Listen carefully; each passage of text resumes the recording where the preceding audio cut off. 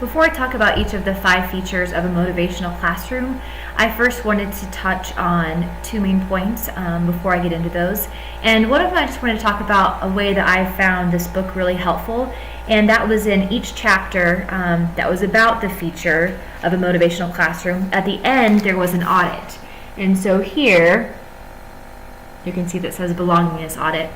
Here, after you read the chapter and learn about that feature, it talks about questions that you can ask yourself to really figure out if this is an area that is going well in your classroom, or if it's an area that maybe you can improve on and notice the increase in student motivation.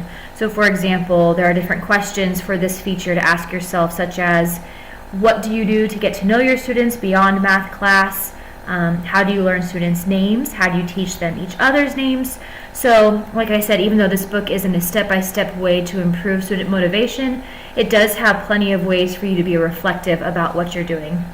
The second thing I wanted to touch on before I get into the 5 different areas is that this book is aimed toward math educators. So even though it's called Motivated, in that subtitle it does highlight math classrooms. However, in my opinion, in the 5 features that the author discusses, the 5 features for a motivational classroom, about 3 of them, probably 4 of them, could really be applied to any classroom. So belongingness, meaningfulness, accountability, and autonomy. The strategies given could be applied to most classrooms and most contents.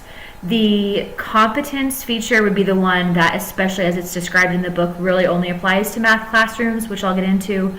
But if you're looking to find a book about how to motivate your students in the middle and high school level, this book has plenty of strategies that could be applied to different content areas.